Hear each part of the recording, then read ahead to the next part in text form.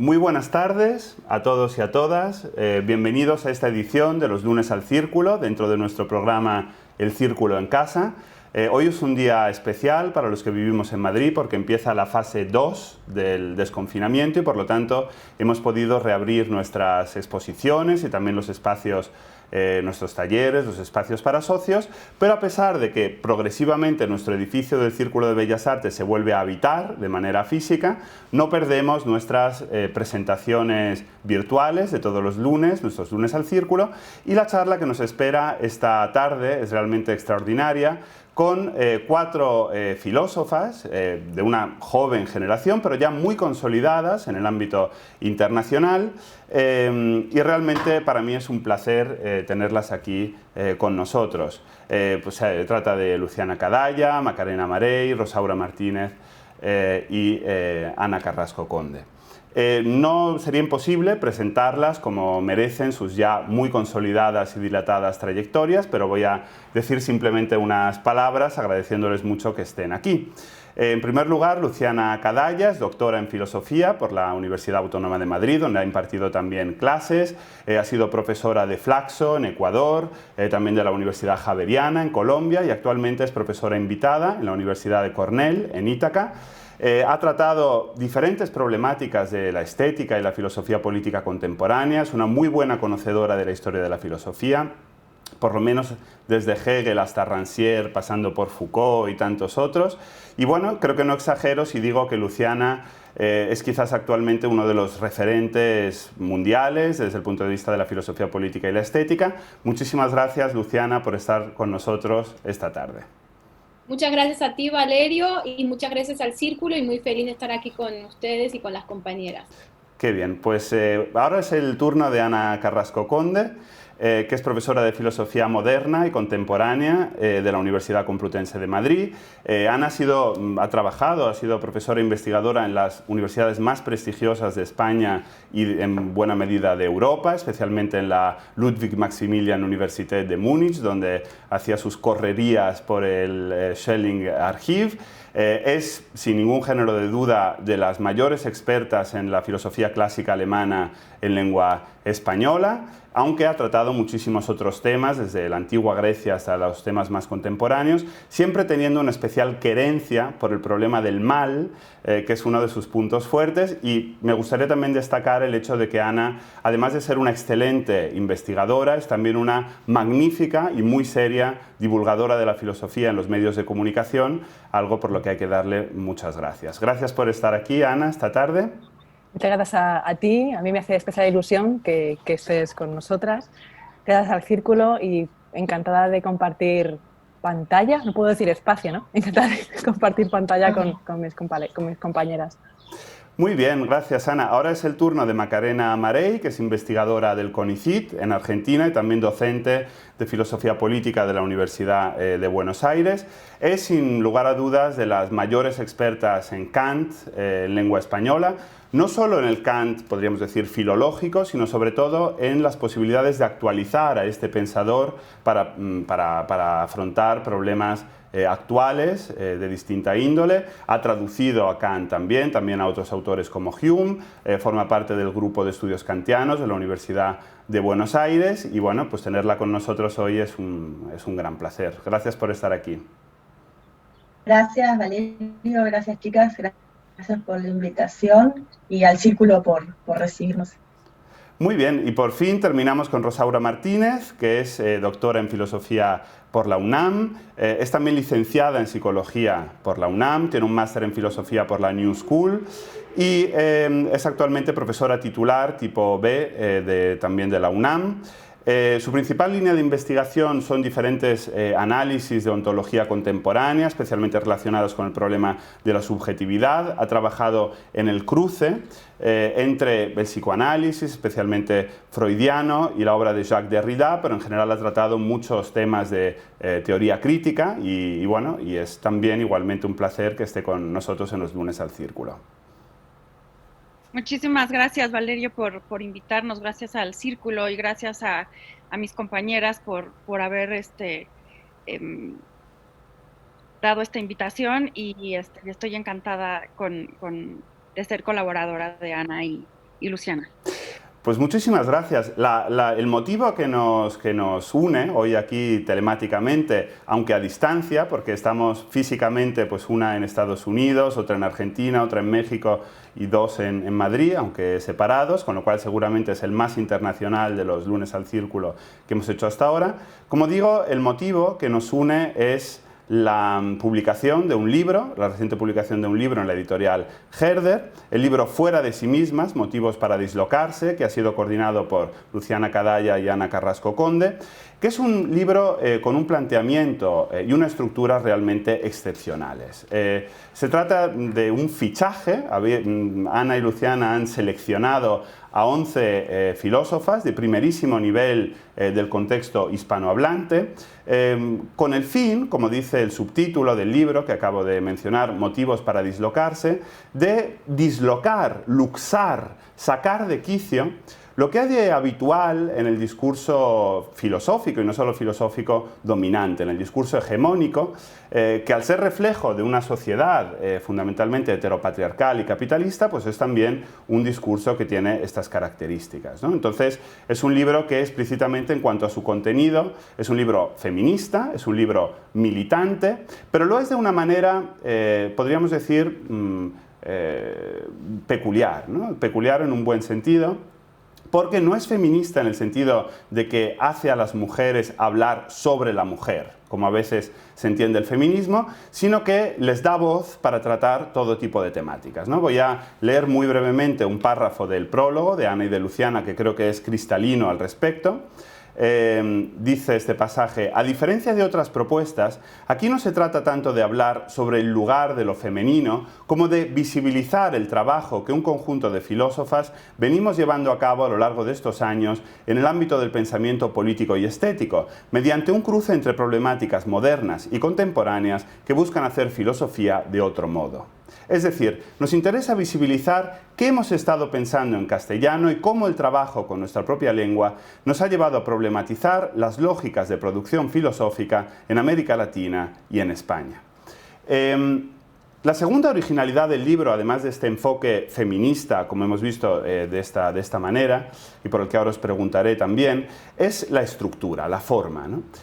No se trata de 11 contribuciones simplemente yuxtapuestas, como pasa a menudo en los libros colectivos, sino que se ha pedido a cada una de las 11 intervinientes que comente el texto de otra autora, que dialogue con él, no a la manera fría e impersonal de las recensiones de las revistas, sino con un gran rigor filosófico y al mismo tiempo, diría, una cierta implicación personal, ¿no? Es por lo tanto un hermoso tejido de conversaciones que aporta al libro una coherencia indudable, cosa que rara vez, seamos sinceros, ocurre con este tipo de libros, y que realmente promete o ofrece la esperanza de algo así como pensar lo común en común, ¿no? Un verdadero pensamiento en común sobre lo común. Y la primera pregunta, para no enrollarme más, es en general con esta premisa por el proceso de gestación del libro, ¿no? Quería preguntarle sobre todo a Ana y a Luciana cómo había sucedido el planteamiento de esta estructura, de esta forma y de este contenido, es decir, cómo han llegado a ese luxar el logos, como dicen con gran elegancia y sentido del humor etimológico en el prólogo del libro las dos. Y también quería preguntar a Rosaura y a Macarena qué había significado para ellas intervenir en un libro de este tipo y si realmente con este modelo de comentar y ser comentadas habían tenido la sensación de lograr a lo que me refería antes, esa especie como de pensamiento en común y sobre lo común, ¿no? Entonces, bueno, pues Luciana, no sé si quieres empezar. Bueno, de nuevo muchas gracias aquí desde Estados Unidos, donde actualmente hay sublevaciones en casi todos los estados por los históricos problemas raciales y también de clase, así que estoy en un escenario interesante y complicado en términos del coronavirus, porque aquí, a diferencia de España, la cosa no se ha normalizado, sino que por el contrario los casos, la curva no se ha aplanado y al mismo tiempo Trump hace como si no tuviera que ver con él. Pero bueno, me parece importante importante hablar de este contexto porque tiene que ver con la falta de cuidado, ¿no? Con una situación de ausencia de cuidado que es muy distinto a lo que nosotras estamos pensando y proyectando, que es empezar a pensar una sociedad donde el cuidado sea fundamental. Y en ese sentido creo que el trabajo de nosotras como filósofas, en el que me siento acompañada por un grupo realmente extraordinario de filósofas de nuestra época, aquí ahora mismo están Rosaura, Macarena y Ana, pero las restantes también son filósofas de una gran envergadura, digamos, y lo que... Yendo, digamos, a la pregunta puntual de la génesis del libro, simplemente contar que con Ana llevábamos un tiempo, en el año, si no me equivoco, 2017, llevábamos pensando la posibilidad de hacer un encuentro, eso es algo que se le había ocurrido a Ana, hacer un encuentro en la Universidad Complutense, en el que simplemente hubieran mujeres filósofas contándoles a otras mujeres filósofas de qué están trabajando, qué están pensando. Paralelamente a eso, yo tuve la oportunidad de construir un mini proyecto de investigación en la Universidad Javeriana, donde era profesora en aquel entonces, y gané la convocatoria gracias a la vicerrectoría, y ese proyecto consistía en que debía viajar a España y a su vez proyectar un libro con la persona que me acogía en España, y en este caso era la anfitriona Ana, entonces ahí ya quedó, digamos, pautada la posibilidad de hacer un libro conjunto. Y a la vez que hicimos ese encuentro de mujeres filósofas, nos dimos cuenta de que ese libro no era un libro entre Ana y yo, sino que tenía que ser un libro colectivo, un libro donde participaran voces femeninas, y entonces invitamos a participar a las que asistieron al seminario que organizó Ana, pero también invitamos a participar a otras voces de Latinoamérica, que si bien no habían podido estar en España, tenían mucha conexión con la, digamos, con el impulso o con la actitud con la que habíamos empezado a configurar ese espacio de pensamiento entre nosotras, ¿no? Y si tuviera que simplemente enumerar qué nos hermana en esa actitud, creo que tiene que ver, en primer lugar, con un cierto hartazgo por la forma en que la filosofía en castellano se ha estado llevando a cabo en su mayoría hasta ahora, es decir, por una forma masculina. Las masculinidades son de muchos modos distintos, pero sí es verdad que ha habido una tendencia en castellano, no tanto quizás en alemán o francés, de construir una filosofía escolástica, una filosofía donde no se prioriza el pensamiento, sino que se priorizan otros factores que curiosamente impiden la posibilidad de que haya filosofía en castellano, y que nosotras como mujeres estamos cansadas de ese modo de filosofar, y nos parecía que todas nosotras éramos muy conscientes de ese hartazgo, y creo que todas las que estamos en este libro tenemos una exploración con la lengua distinta a esa tradición escolástica. Entonces, ese es el primer lugar de coincidencia. El segundo lugar de coincidencia tiene que ver con que todas, si bien somos militantemente feministas, al mismo tiempo nos interesa relacionarnos con la tradición de otras maneras, en donde creemos que ya nuestra manera de relacionarnos con la tradición es feminista, pero no hace falta explicitarlo. Y prácticamente todas las autoras somos especialistas en la filosofía moderna, o en la filosofía, digamos, de la primera etapa del siglo XX, y tratamos con eso de hacer algo de nuestro presente, de pensar nuestro presente y de generar una vocación filosófica de transformación del presente. Ese me parece que es el segundo aspecto que nos une a todas, y el tercer aspecto, quizás menos explícito, tiene que ver con que todas hemos tocado temáticas afines, la cuestión del cuerpo, la cuestión de los afectos, la cuestión de la sensibilidad, la cuestión de una lógica alternativa. Nos parece que esos aspectos estaban presentes en los textos, y por eso nos parecía interesante que hubiera una reflexión de una autora sobre otra autora, para que esos hilos subterráneos salieran a la luz, y en esa respuesta también el libro se estuviera haciendo a sí mismo. Entonces creo que por ahí va la singularidad de la apuesta y el diagnóstico que nos llevó a, digamos, a realizar esa singularidad. Y no sé, me imagino que Ana querrá compartir otras cosas más y quizás poner más énfasis en la cuestión de por qué hicimos esa estructura singular del libro, porque además era una obsesión de Ana sobre todo, eso hay que decirlo. Bueno, pues estoy completamente de acuerdo con Luciana. Valerio, preguntabas que cómo lo hemos pensado. Yo te diría que no se trata de cómo lo hemos pensado, sino de cómo lo hemos hecho. Hay tantas cosas que damos por hechas hay tantos movimientos, metodologías que damos por algo establecido. Y lo que nos hemos dado cuenta es que la forma de hacer filosofía ha tenido que ver con una norma, y una norma que obedece a una norma. Pero esa norma tan académica, tan rígida, en el fondo no respondía a cómo leemos los textos, a cómo nos cuidamos entre nosotras. Entonces, parte de la estructura, yo estaba muy obsesionada con el elemento circular, ¿verdad? Incluso hablábamos de no aparecer en portada, para que de repente habláramos de un nosotras. Porque de lo que se trata es, y creo que es importante, que la filosofía como tal no existe, sino lo que existe es un filosofar, y que la filosofía tiene que ver con un dar. Normalmente en los libros de filosofía, sobre todo de la tradición, como decía Luciana, que vivimos nosotras, estamos muy obsesionados con exponer lo que sabemos. Pero es que no se trata de exponer lo que sabemos, se trata de darlo, y darlo para cuidarnos y darlo para cuidar el pensamiento. Entonces, parte de esa estructura circular de leernos tiene que ver con inclinarse, como decía Caballero, ¿no? Inclinarse hacia los demás, con dar pensamiento, con que tú compartes una reflexión y haces algo que es un pensar juntos. Es que, leche, la filosofía, filosofar es un pensar juntos, y que esa inclinación, ese dar, en último término tiene que cuajar en un entretejimiento basado en el cuidado, pero no el cuidado de los entes, de las autoras, sino un cuidado de aquello que podemos construir entre todas. Bueno, esto es más o menos la idea, que me pongo vehemente. Muy bien. Y claro, no, y ese elemento circular se aprecia completamente en el libro, vamos, lo que yo he dicho es de esa coherencia, que muchas veces es un mero desideratum, ¿no? Pero aquí realmente se cierra el círculo al final, ¿no? Pero además, tú sabes lo apasionante que era, ¿no? Estabas con los textos y era emocionante, ¿no? Porque tú lo escribías, luego se lo dabas a tu compañera te devolvía, y es que era construcción del pensamiento, no es que tú estuvieras en tu soliloquio con tus preocupaciones, sino era ese dar. Es que ha sido emocionantísimo. Macarena, me imagino que compartes esta reflexión, ¿no? Que habrá sido emocionante también desde el punto de vista del entusiasmo que trasluce el libro. Comparto las reflexiones de Ana y de Luciana por muchos motivos. En mi caso,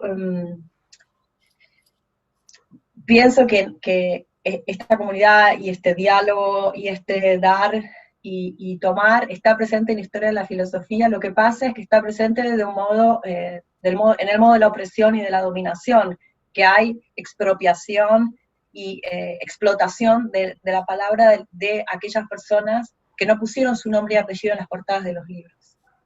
Pero que hay todo un entramado de explotación de la palabra en nuestro caso, de las mujeres, en mi caso, en los Aura y Luciana, de América Latina, pero de una lista interminable de subjetividades y corporalidades que se han visto silenciadas y oprimidas, pero no es que no han tenido su voz, sino que su voz fue robada por la hegemonía, y en ese robo hay una transmutación, una transformación, pero yo estoy convencida de que el potencial emancipatorio está ahí dormido en la historia de la filosofía, y por eso me dediqué en una parte de mi trayectoria académica a la historia de la filosofía, porque creo que hay gérmenes de la destrucción de ese propio entramado de dominación y de opresión y de desigualdad e inequidad. En ese sentido, tratamos de hacer un ejercicio que reconozca esta polifonía abiertamente, y que el diálogo se quede en lo expuesto, incluso cuando hay disenso radical, como en el caso de Nuria y mío, que Nuria tiene mucho que ver con que yo esté acá, porque Nuria fue mi vía de entrada a Madrid, y hoy Madrid para mí es una ciudad filosófica, y de la amistad filosófica. Así que yo estaba muy contenta cuando me invitaron, porque además, si bien yo ya estoy abandonando los estudios kantianos, me estoy dedicando ya a otras cosas, dedicarme a Kant siempre tuvo un componente de travesura, porque es un ámbito de mucha ortodoxia y de mucho machismo. Entonces poner mi voz ahí me parecía hasta irónico.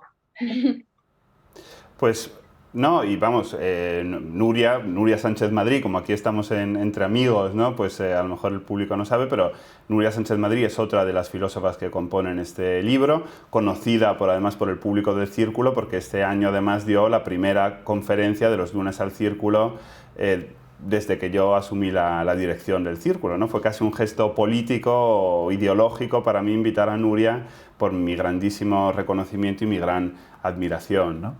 Rosaura, me imagino que tu sensación, pues dado que estamos hablando de cuerpo, ¿no? Y de implicación, habrá sido la misma a la hora de escribir y de leer esta manera distinta de hacer un libro, ¿no? Sí, bueno, para mí participar en este proyecto ha sido una cuestión muy feliz. Creo que como se gestó, decías tú esa palabra, ¿no?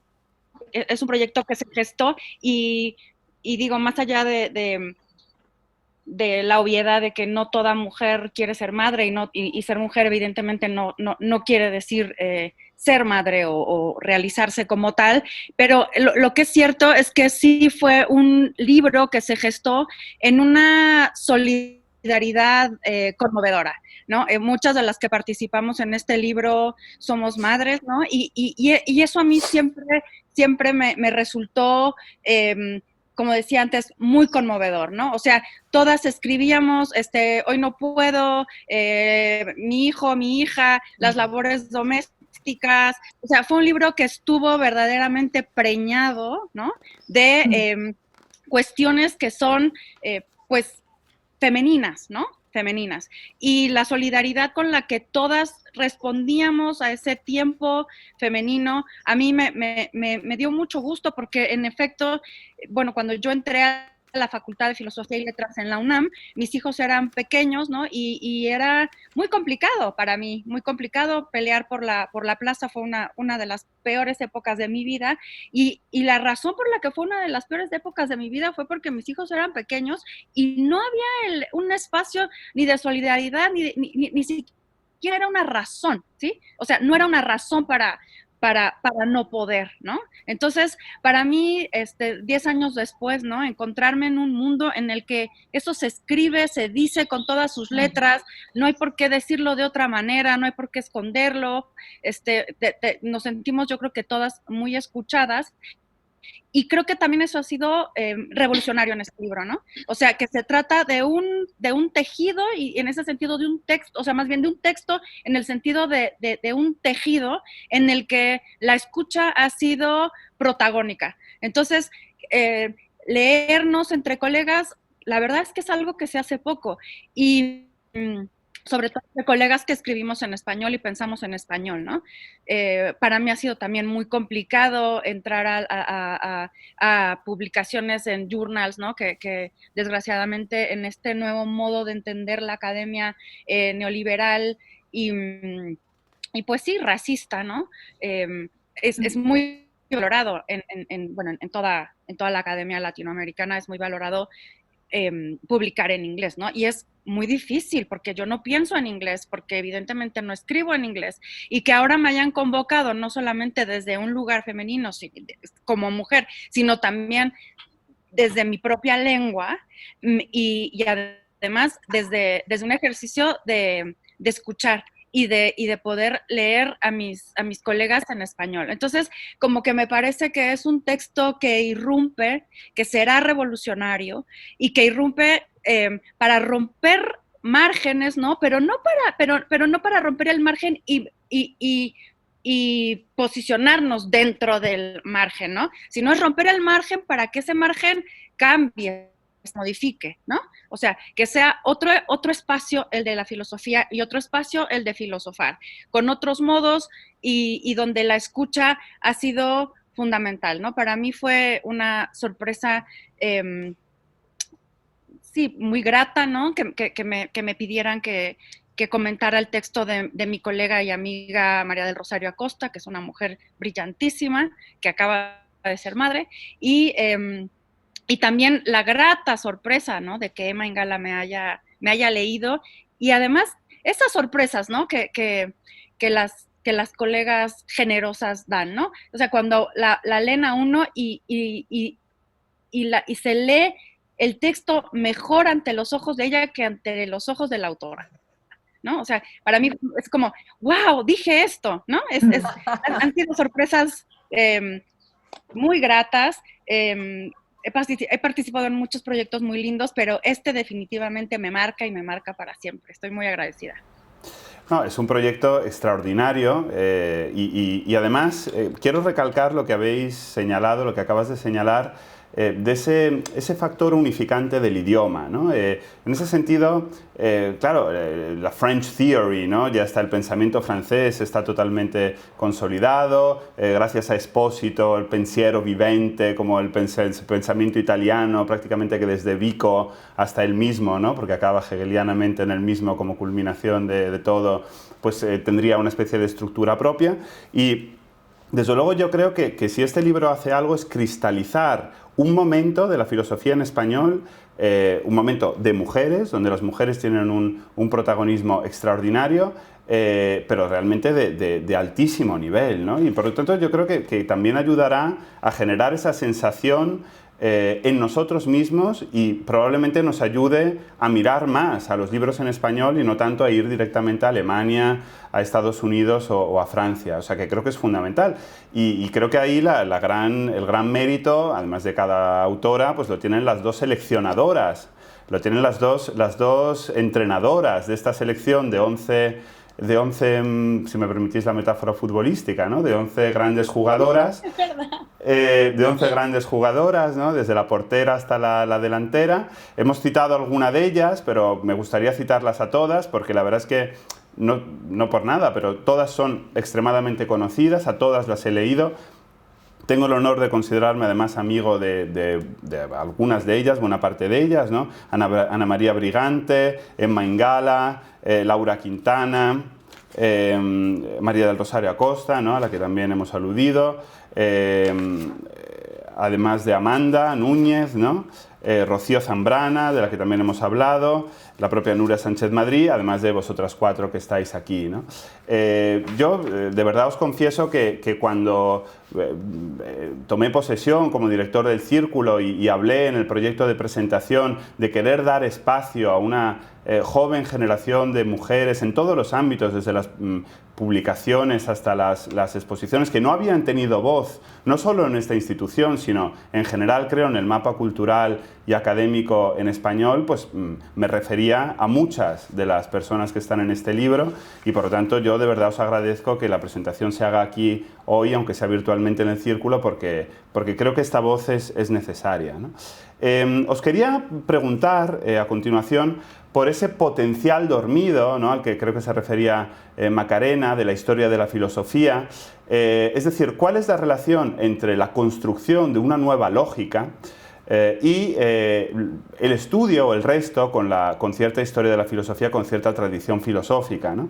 Se dice en el prólogo del libro que lo que pretende este volumen es de qué manera esta encarnación de la filosofía en otro modo de pensar posibilita otra manera de relacionarse con la tradición filosófica. Eso yo creo que en el libro se logra, pero no sé si podéis ser un poco más explícitas hacia qué tipo de tradiciones, qué tipo de reivindicaciones es preciso hacer. Seguramente no todas sean pertinentes, ¿no? Y seguramente también dependa no solo de quien escriba, sino de quien lea. Os pongo un ejemplo antes de daros la palabra. El mismo título, Fuera de sí mismas, claro, a mí como hegeliano corrupto que soy, pues evidentemente me suena muy hegeliano, ¿no? La definición de la libertad en Hegel es esa, ser sí mismo en otro, y el concepto de alienación que está evidentemente subyaciendo al título, pero no solo al título, sino, por ejemplo, hay un momento muy hermoso donde se dice que se trata de 11 mujeres que han querido ir fuera de sí mismas y más allá de sí mismas, ¿no? Hacia un nosotros, pero donde además ese nosotros ese nosotras, es muy importante el matiz, es puesto en cuestión, ¿no? Entonces, la pregunta es, ¿qué tradiciones? ¿No? Porque la alienación puede ser la alienación hegeliano-fichteana que pasa por la escuela de Frankfurt, Marcuse, etcétera, etcétera. Puede ser la alienación Foucaultiana, puede ser la alienación freudiana. Es decir, ¿qué tradición, ¿no? Porque si estamos de acuerdo que la tradición ha tenido una voz marcadamente masculina, ¿qué tipo de tradición nos puede servir hoy para pensar, para una filosofía feminista, para reflejar las contradicciones de la sociedad heteropatriarcal y capitalista? Y también qué filosofías y qué historia de las filosofías nos sirven para combatirlo, para subvertirlo, para derrocarlo, para desmontarlo, para luxarlo, ¿no? Esto me interesa mucho, la relación entre lógica, política e historia de la filosofía en vuestro libro. No sé, Luciana, si quieres empezar. Sí, bueno, ustedes saben que yo soy como amiga de los desvíos, entonces me voy a desviar un poquito. La pregunta me parece excelente y creo que ahí tocas un montón de cuestiones y obviamente no voy a poder abordarlas todas porque además en tu pregunta hay reflexión, ¿no? Y también me gustaría escucharte a vos en algún momento si es posible, porque creo que esto ya es un encuentro de amistad filosófica más que una presentación que siempre es la excusa para poder pensar juntas o juntes o juntos, como quieran llamarlo. Y ese desvío tiene que ver con dos cosas que no hemos mencionado, ¿no? Es decir, no hemos mencionado de manera explícita, pero ha sido sugeridas por las compañeras y también por vos, Valerio. Y tiene que ver que para que pueda producirse filosofía en castellano, ¿no? A diferencia quizás de la situación francesa, inglesa o alemana, lo que también tiene que suceder es que haya una voluntad editorial para que las voces filosóficas salgan a la luz, ¿no? Entonces, en ese sentido, hay que agradecerle a Raimund Herder y también a su equipo, es decir, a la editorial Herder en su conjunto, por apostar por la producción de pensamiento filosófico en lengua castellana y dar un espacio para que lo que estamos haciendo se pueda mostrar y se pueda distribuir. Porque muchas veces no es solo el problema, es decir, la lengua castellana está en una situación aún hoy colonial en la filosofía con respecto a otras lenguas. Eso no se ha superado nunca, por distintas razones que no vienen al caso. Pero lo cierto es que uno de los problemas que tenemos es un problema editorial acerca de cómo circula la palabra en castellano. Y no es menor que detrás o en el fondo de todo está la cuestión de la experiencia colonial, es decir, qué vínculo va a seguir teniendo España con América Latina y América Latina con España, y cómo a pesar de la historia de la colonia y de la conquista, hoy los que no hemos sido ni colonizadores ni conquistadores, pero estamos hermanados por una misma lengua, y queremos unas sociedades más justas e igualitarias, y en esto también tiene que ver con la producción de pensamiento, porque es forma de construir sociedades justas e igualitarias, podemos crear una sensibilidad común desde América Latina y desde España para pensar vínculos alternativos y para pensar de nuevo sociedades más igualitarias, y eso pasa por pensar la misma lengua. Pero para eso se necesita también apuestas editoriales para que eso pueda tener lugar, para que una persona en Perú, porque muchas veces lo que pasa es que en Perú es más fácil adquirir un libro de Expósito que adquirir un libro de alguien que ha escrito en México o en España o en Argentina o en Colombia. Entonces, la circulación de la palabra, gracias a Herder, es sumamente importante, eso en primer lugar. De modo desviado estoy respondiendo tu pregunta, Valerio. Sí, pero... Y en segundo lugar, creo que no podemos dejar de mencionar que también esto es posible gracias a que, que podemos pensar esta vocación emancipadora de la lengua y de la filosofía gracias a un personaje singular, que ha sido también el director de varios de nosotros, que sin ese personaje singular esto no tendría lugar, aunque cada uno de nosotros haga su camino, que es Félix Duque. Yo creo que él es una de las pocas personas en castellano que, curiosamente, y esto sí que no le va a gustar nada lo que voy a decir, pero que tiene una forma muy femenina de filosofar. Y él ha dislocado algo en la lengua, y otras personas más también, pero él, consciente y muchas veces inconscientemente, ha posibilitado una forma de pensar, una relación con la lengua original, genuina, que, bueno, ya va a dar de sí. Pero creo que esas dos menciones era importante hacerlas ahora mismo. Y con respecto a la pregunta, yo creo que el libro no es una unidad monótona, ¿no? No hay una única salida. Yo creo que, y en esto voy a echar mano de mi vertiente populista, es un libro que articula sensibilidades, y en esa articulación sí hay orientaciones comunes, pero luego cada texto es una singularidad, y en esa singularidad hay tradiciones distintas que no necesariamente se encuentran entre sí.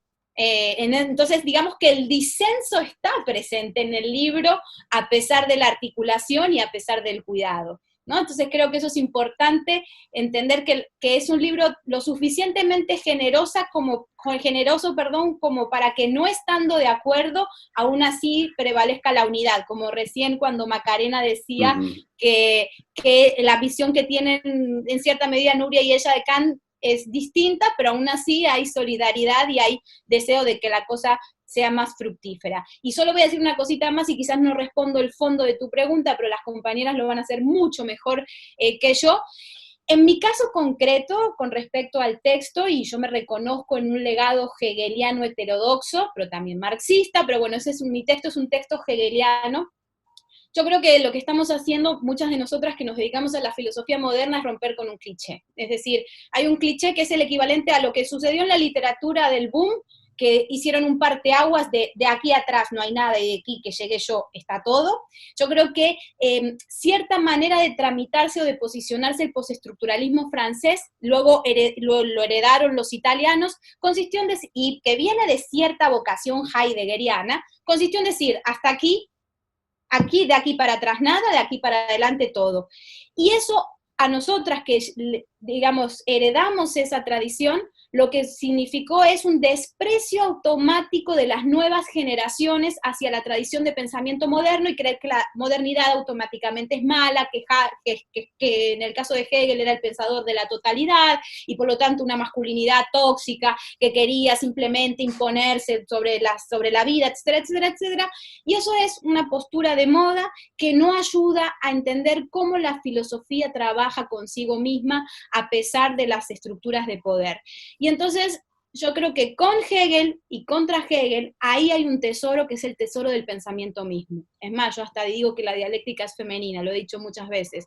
Entonces la pregunta es, ¿cómo recoger ese tesoro que es el pensamiento que se piensa a sí mismo y entender que ayuda a pensar el presente, y cuáles son los aspectos que sí hay que radicalizar y llevar hacia nuevos lugares en esta vocación que tenemos? Entonces yo creo que la modernidad tiene mucho de sí para decirnos sobre eso, y se trata simplemente de ir, digamos, llevando el tesoro de unos a otros, deshaciéndonos de todo el ruido de fondo. Yo estoy completamente de acuerdo con Luciana. De hecho, mencionabas a Félix Duque y me acordaba de los seminarios de doctorado, los que hacemos un comentario pero minucioso de los términos, ¿no?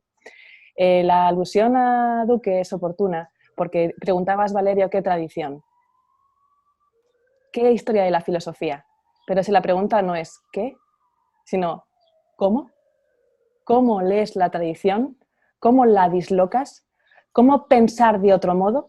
Y precisamente ese pensar de otro modo implicaba un pensar con Hegel, un pensar contra Hegel, un pensar con Schelling, un cabrearse con Schelling. Yo a Schelling, al pobrecito, claro, tenemos ahí una tradición, pero de lo que se trata es recuperar esa tradición y darte cuenta de esas negatividades intrínsecas. Un negar que es un asumir, dicho también con Hegel, ¿no? Y lo que tenemos es que, para dislocarnos, lo que tenemos es que darnos cuenta de todos los elementos que hemos dado por establecidos para poder subvertirlo, para poder pensarlo de otro modo. Todas las posiciones son ricas, todas las posiciones nos pueden aportar. Y esa tradición de la modernidad, esa tradición de nuevos modos de hacer filosofía, implica ya no un seguir una tradición, sino un intentar salirse de ella para dar otra lectura distinta, ¿no? Y en ese sentido me parece que es fundamental algo que ha dicho Luciana, y es la palabra disenso. ¿Sabéis una cosa? Es que se puede entretejer un proyecto común también desde el disenso. La forma de pensar, la forma de decir, es una forma de construir. Aquí me viene esta vertiente de Hölderlin, ¿no? Es que el filósofo tiene que tener la fuerza poética, ¿no? Tiene que tener la fuerza estética del poeta. Claro, con esa forma de pensar articulas también la diferencia y la incluyes. Puede que no estés de acuerdo, pero no pasa nada, te saca de quicio y eso es bueno. Pues yo no puedo estar más de acuerdo con vosotras, ¿no? Y creo que efectivamente hay mucho de prejuicio que ha dañado mucho el pensamiento contemporáneo, ¿no? Y esto se ve claramente en un autor como Kant, ¿no? Es decir, por darte a ti un poco la palabra, Macarena, pero habla de lo que quieras. Vamos, que yo pienso en Kant o pienso en determinados usos que se hacen de Kant, a los que tú también has aludido de manera muy elegante y elíptica en tu primera intervención, ¿no? Ese Kant un poco, pues, muy masculino, muy filológico, y sin embargo hay otra manera de relacionarse con autores como este que le dan una potencia, una radicalidad, y hablar de radicalidad en el caso de Kant no es baladí, pues que le devuelve una fuerza tremenda, ¿no? O sea, que no sé un poco cuál es tu visión. Quería decir otra cosa, pero primero voy a hacer una acotación sobre Kant. Sí, lamentablemente los estudios kantianos, sacando la filosofía política, los estudios de filosofía política kantiana en los últimos años, que están dominados por mujeres jóvenes y mujeres cis, y varones, pero con otras visiones de la historia de la filosofía. Sacando eso, es un ámbito de mucha ortodoxia y de mucho machismo. Yo creo que hay muchas masculinidades, pero si uno observa la figura de Kant, no se podría decir que era el prototipo del macho, por el contrario, hoy le harían bullying. ¿No? Y nos tocaría salir a defenderlo. Totalmente. Y era un tipo absolutamente heterodoxo, que él mismo habló en contra de la ortodoxia kantiana que se estaba generando. Yo no creo que existan tradiciones, creo que existen discursos. Si bien hablo de tradiciones, creo que existen usos y discursos hegemónicos que fijan desde una perspectiva histórica, pero sobre todo geográfica y privilegiada, qué es una tradición y qué componentes tiene tal tradición, de modo tal que en el siglo XX sobre todo, y eso sigue pasando, tener un posicionamiento filosófico es como tener un posicionamiento moral. Yo ahí no estoy de acuerdo con Fichte, de que depende de la clase de filosofía que se elija, uno es esa clase de persona, porque no hay clases de filosofía, hay relatos que construimos acerca de, en torno a propósito de algo y alguien.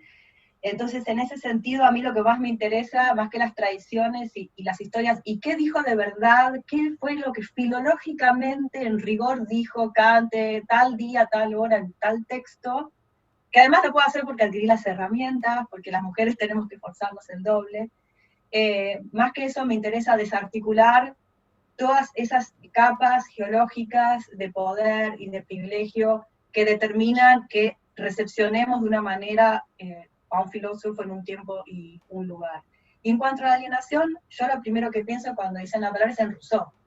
Pienso en el primer libro del contrato social y en los dos usos, la palabra alienación y la necesidad dialéctica que tenemos de encontrar un tercer uso, que es ese salir de sí, pero no para generar un nosotros, porque Rousseau es un nosotros con un cuerpo político absolutamente homogéneo, sino generar un entramado nuevo, no de resistencia, ¿no? Sino una nueva forma de relacionarnos y una nueva manera de ser en relación con, que esté mediado por esa alienación, pero que no implique que nos vamos a creer que hay una totalidad que nos identifica a todas las personas que formaríamos parte de ella. Y en ese sentido, para mí la lengua castellana, en un momento se me convirtió en una lengua extranjera.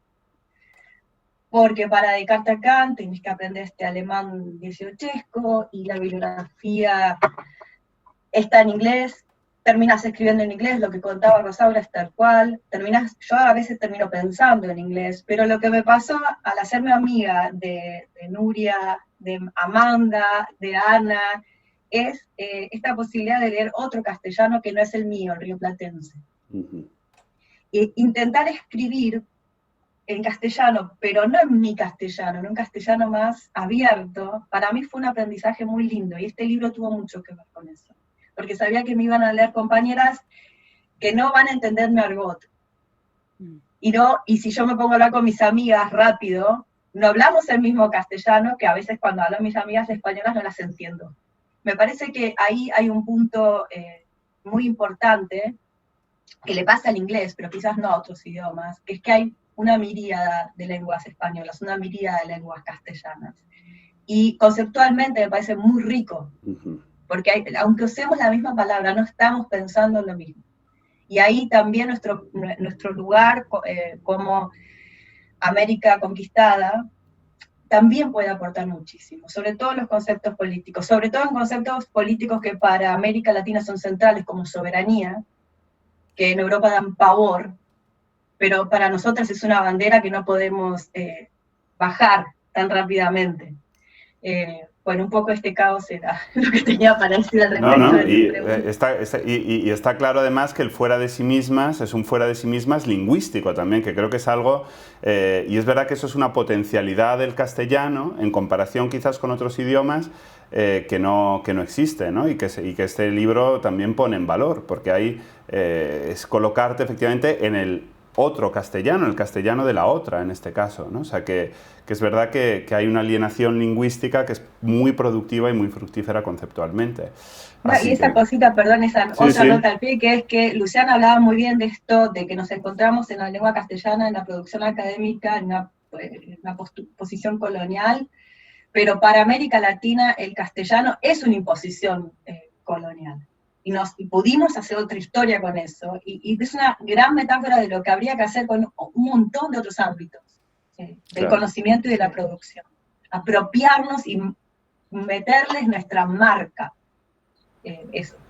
Sí, totalmente. Vamos, yo leyendo el libro, todo el rato hay dislocaciones, luxaciones. Yo creo que lo debería haber cofinanciado de parte de Herder la Sociedad Española de Traumatología, ¿no? Porque efectivamente se nota, es un poco una broma, pero no, hasta cierto punto no, porque también se reivindica en el prólogo esa tradición platónica, ¿no? De la manía y de realmente el oficio del carnicero, ¿no? De romper esos huesos, esa osamenta tan rígida, ¿no? Y que muchas veces nos impide pensar. Y si algo hace este libro justamente es eso, ¿no?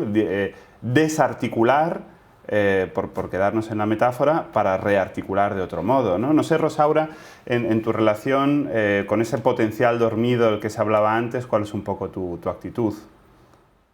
Bueno, creo que mi propio texto dentro del libro es un texto que toma el psicoanálisis como un discurso filosófico y que tradicionalmente el psicoanálisis no es considerado un pensamiento filosófico, ¿no? Y también ahí agradezco muchísimo a las editoras, a Ana y a Luciana, porque la primera vez que les dije, bueno, podría yo escribir sobre algo así, lo hice tímidamente y bueno, y esperando que me dijeran capaz que no.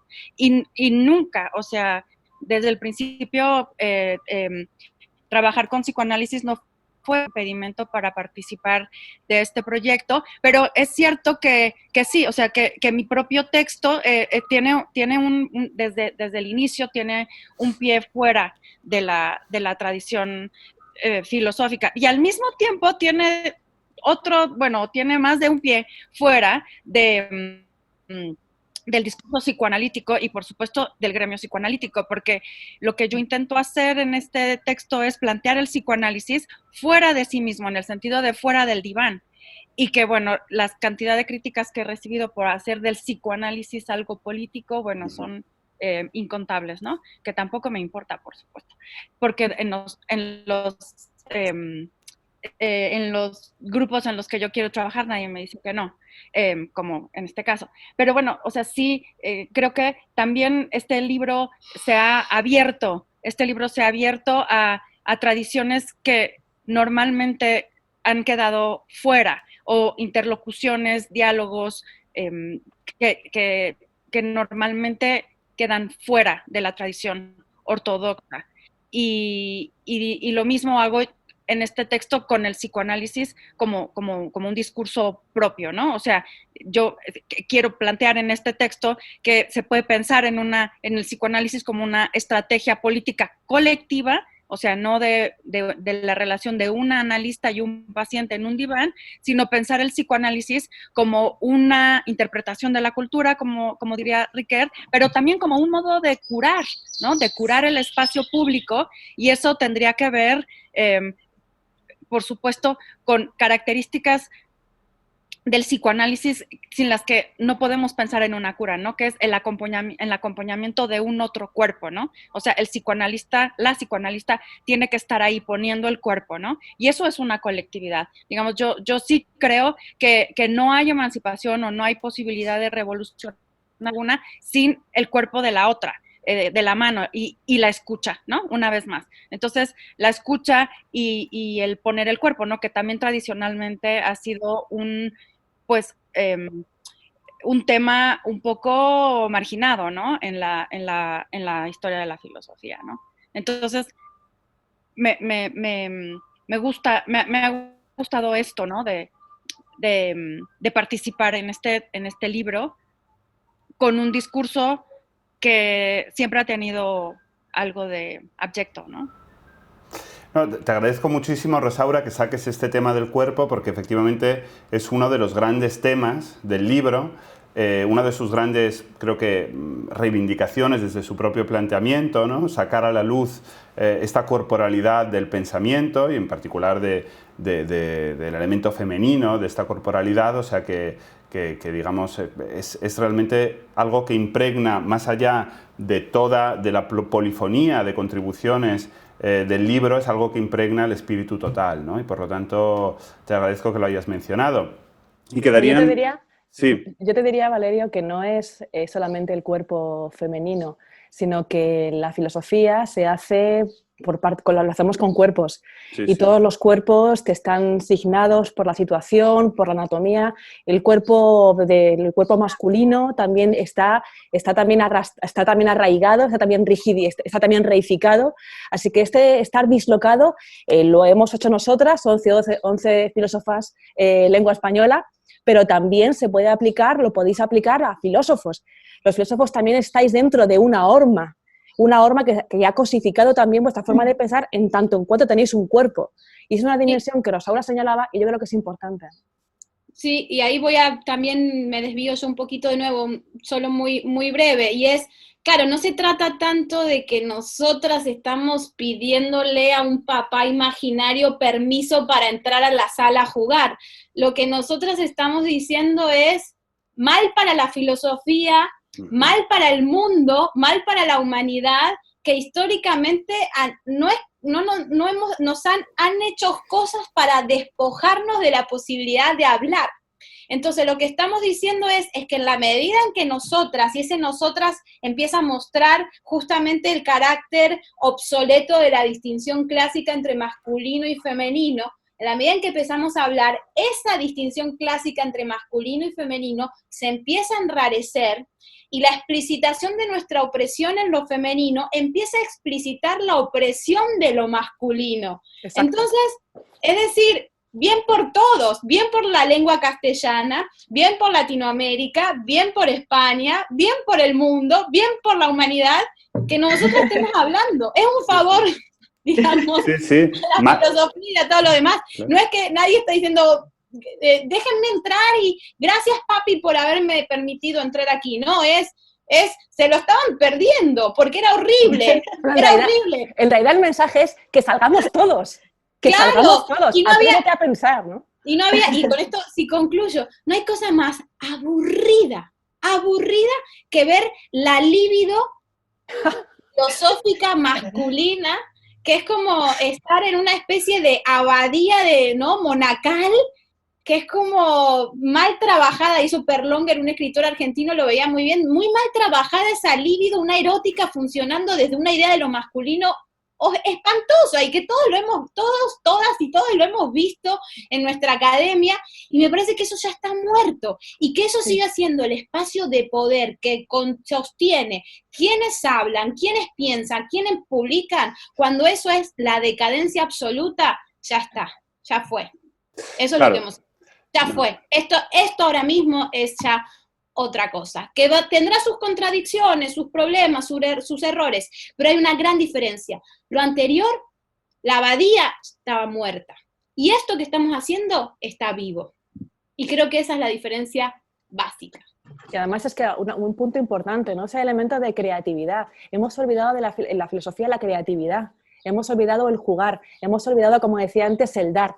Lo latino. en el sentido amplio. Claro, es que recuperar, bueno, recuperar no, es volver a hacer eso. Es construir, es hacer poético, habitar poéticamente, habitar poéticamente. ¿Quién quiere esa lógica? Es otra lógica nueva. Y quien quiera venir, que venga. Me parece maravilloso, ¿no? Vamos a ponernos todos a jugar, a dar cuenta de que tenemos otra forma de hacer las cosas, una forma que ya no nos etiqueta, una forma que implica que puedes pensar como quieras y, sobre todo, que tienes que atreverte a compartir lo que sabes, no para mostrar cuánto sabe tu ego, sino para dar, porque ese dar construye algo mucho más grande.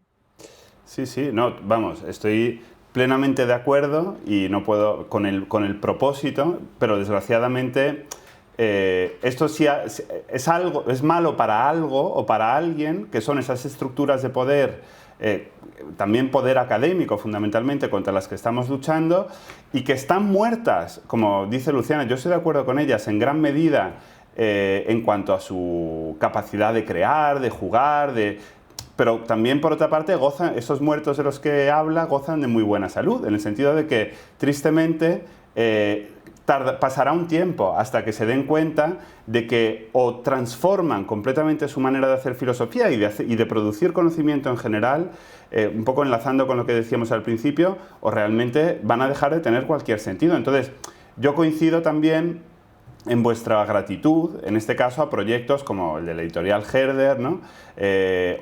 Bueno, yo mismo me doy las gracias a mí mismo. Lo que quiero decir es que modestamente lo que estamos intentando al lado de la universidad, ¿no? Junto con la universidad, pero también enfrente de la universidad muchas veces, en instituciones como el Círculo o como tantas otras en España, ¿no? Hablo solo del CCCB, o lo que se puede hacer en Matadero, o lo que se puede hacer no sé, en el centro, el K2M de Móstoles, ¿no? Lo que se puede hacer en la Casa Encendida. Son lugares muchas veces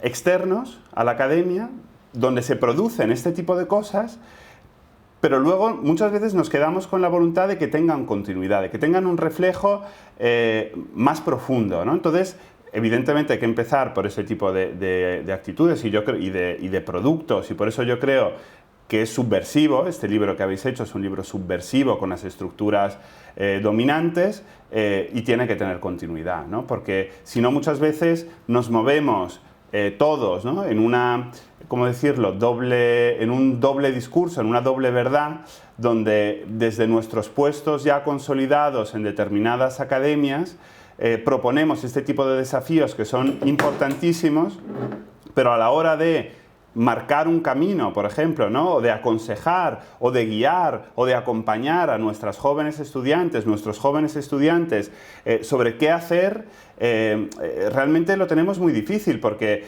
¿qué hacemos como Macarena?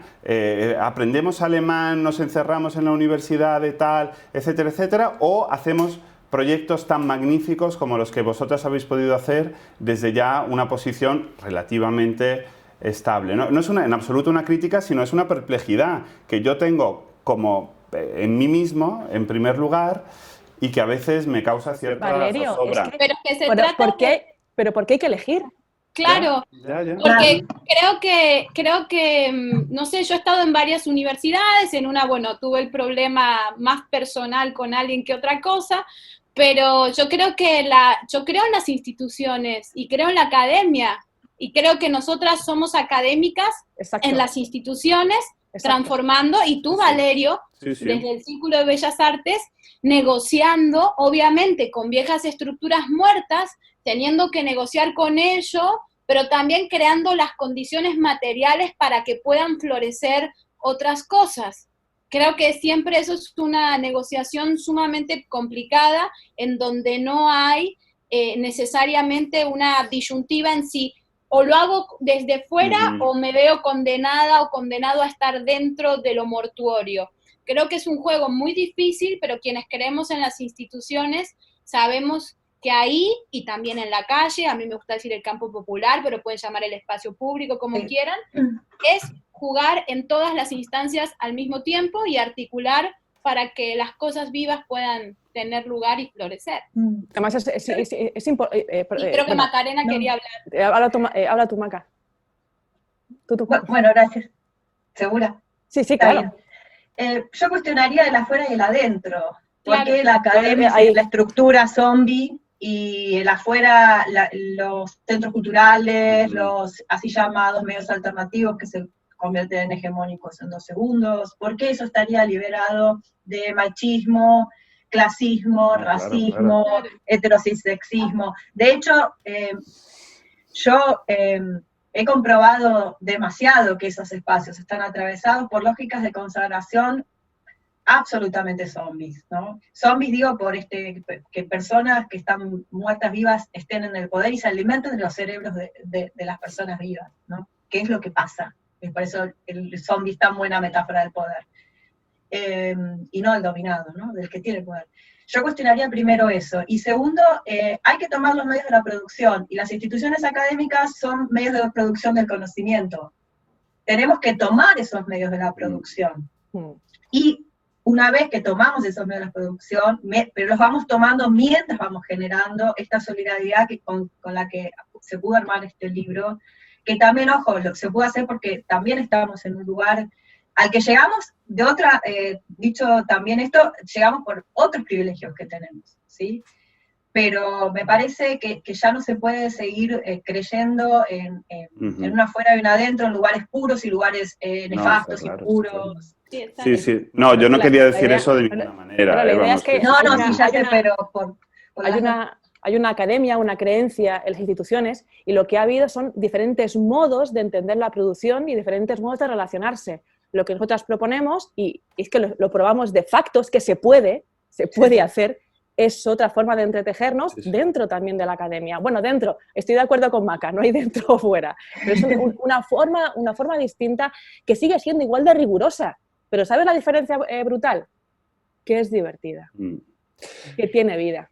Pues, Que si no sabes una cosa, pues no pasa nada y los demás te ayudan. pues con esa invitación a la diversión, que desde luego es lo que desprende el libro, bueno, el entusiasmo, y yo creo que esta presentación ha sido un reflejo de lo que es el libro, ¿no? Porque desde el entusiasmo e incluso cierto disenso, pues se ha entretejido una conversación plural y espero que divertida para las personas que nos hayan seguido en su casa, ¿no? Es un libro circular, como se ha dicho, entonces, bueno, es una broma fácil, pero que esta presentación tenga lugar en el círculo, pues tiene sentido, ¿no? Porque efectivamente, pues aquí estamos. Y bueno, no, de verdad, gracias a las 4 por contagiar, compartir el entusiasmo y la pasión por un proyecto que se ve claramente que no es un proyecto más, sino que es un proyecto, yo aventuro, destinado a generar otras formas de hacer filosofía, otras formas de hacer comunidad filosófica, y desde luego yo os digo francamente que siento muchas simpatías, más me atrevo a decir casi admiración por lo que habéis conseguido, por el producto tan redondo y sobre todo no tanto por la meta, sino por el transcurso en el que os lo habéis pasado tan bien y habéis aprendido y habéis forjado estos lazos indisolubles entre vosotras. Entonces, esto es excelente y encima queda cristalizado en un libro, ¿no? Así que bueno, muchísimas gracias a las 4. Tenemos que cerrar aquí porque si no esto podría ser ya eterno. Luciana, que se Nada, agradecerte a ti, Valerio, por ser un aliado y formar parte de esta transformación de lo masculino y lo femenino. Bueno, en mi pequeña medida se intenta, y bueno, y gracias además ya a vosotras 4 y una vez más a la editorial Herder por hacer este magnífico libro. Gracias a todos nuestros espectadores virtuales de los lunes al círculo. Les emplazamos una semana a la semana que viene, donde también anuncio que tendremos un lunes al círculo muy filosófico y donde saldrá alguien que ha sido mencionado hoy. Hasta aquí puedo leer, pero estoy seguro que os va a resultar interesante y bueno, de verdad ha sido un placer y muchísimas gracias. Hasta la semana que viene. Muchas gracias. Gracias. Un Gracias. placer. Un placer.